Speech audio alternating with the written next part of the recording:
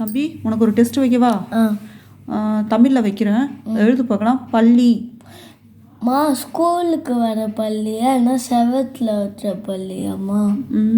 செவத்தில் வைக்கிற பள்ளி எழுது பார்க்கலாம். அதுக்கு என்னலாமா வரும்? பழம்லா வருமா, குண்டுலா வருமா, ஆட்டுக்குட்டிலா வருமாம்மா? குண்டுலா தான் வரும். ஓகே.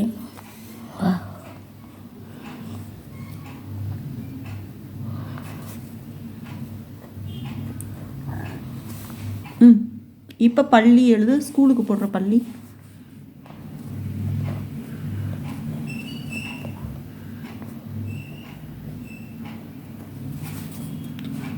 இப்போ பழம் எழுது பார்க்கலாம்.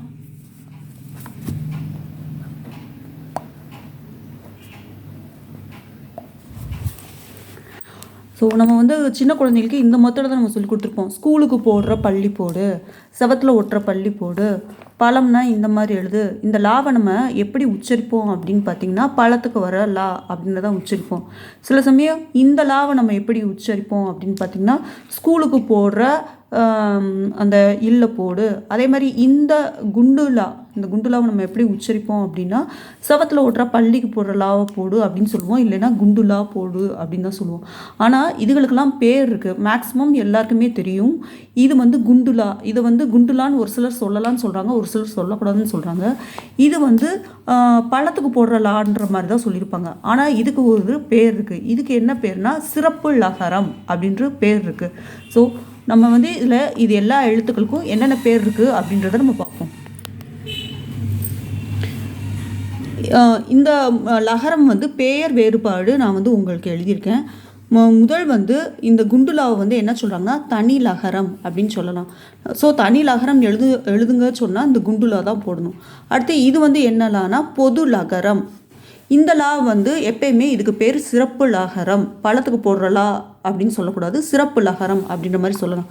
வேறு என்ன மாதிரி பேர்லாம் அப்படின்னு சொல்கிறாங்கன்னா, இந்த குண்டுலா வந்து ஒற்றல் லகரம், இது வந்து வருடல் லகரம் அப்படின்ற மாதிரி சொல்லலாம். இந்த லா வந்து எல்லா இடத்துலையும் வந்து சிறப்பு லகரம் மட்டும் தான் சொல்கிறாங்க. அடுத்து வந்து ஒரு சிலர் வந்து இது வந்து குண்டு லகரம் அப்படின்ற மாதிரி சொல்கிறாங்க. ஏன் அது உருண்டு திரண்டு இருக்கிறதுனால அதுக்கு பேர் குண்டு லகரம் அப்படின்ற மாதிரி சொல்லலாம். இந்த எழுத்து வந்து பார்த்திங்கன்னா ஒரு ஆடு வந்து புல்லை மேய்கிற மாதிரி இருக்கிறதுனால இது வந்து ஆட்டுக்குட்டி லகரம் அப்படின்னு நம்ம சொல்லலாம். இது வந்து குழந்தைங்களுக்கு படிக்கிறதுக்கு ஈஸியாக இருக்கும். ஸோ நம்ம வந்து ஆட்டுக்குட்டி லகரம் அப்படின்ற மாதிரி சொல்லி கொடுக்கலாம்.